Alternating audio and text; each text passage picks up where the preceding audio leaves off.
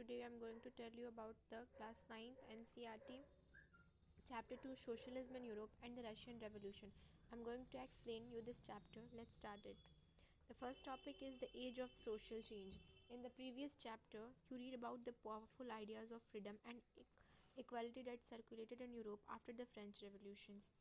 In the previous chapter, if you don't have read the previous chapter, firstly read that, because the 40 to 50% is this chapter is related to that first chapter. So if you don't read it that chapter, firstly read it and then come to this chapter. Let's start it. The French Revolution opened up the possibility of creating a dramatic change in the way in which society was structured. As you have heard, before the 18th century, society was broadly divided into estates and orders, and it was the aristocracy and church which controlled economic and social power. Suddenly, after the revolution, it seemed possible to change this.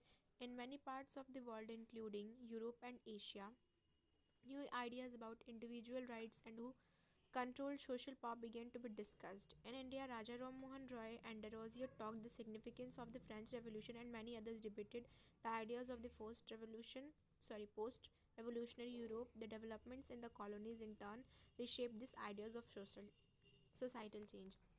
For the change of the societal, the peoples are now able to understand that they have to need for a change, because of they inspired from the French revolutions, that for the helpful of the society there is a change. We have to change our society, and by this many peoples and many countries are inspired by the each and every country is inspired by the, including Europe and Asia, especially Europe and Asia, the including and very they were very inspired from that French revolutions. In India, Raja Ram Mohan Roy and de Rosier are the persons who are very inspired from the French Revolution, and they also want to debate. They also want to came the ideas of the French Revolution and the developments, and they want to reshape the society.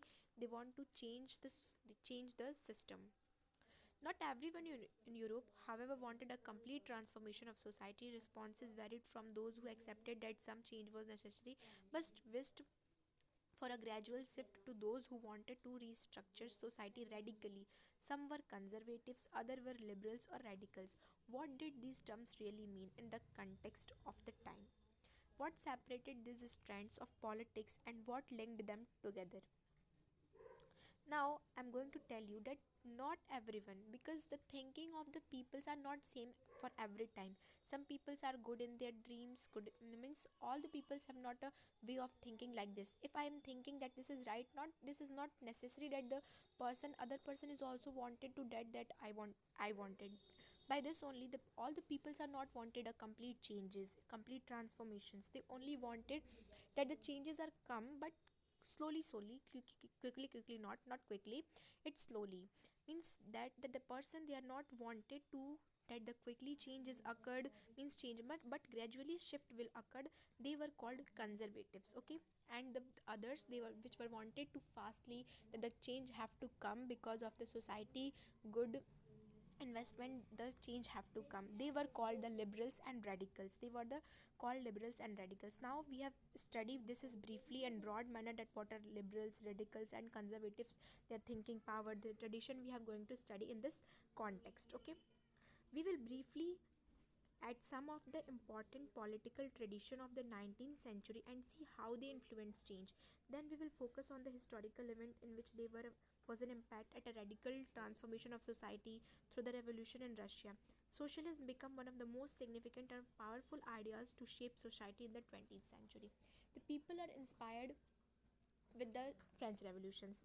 They it will be we have studied that the peoples are the political traditions in the 19th century which come from the French Revolution. They have an influence change. They wanted to influence change. Then in this chapter we have studied some historical events, historical things which will be happen in this chapter. And firstly we have studied about the peoples, what are the society, what were the thinkings of the peoples, and then how the peoples are they help to shape the society.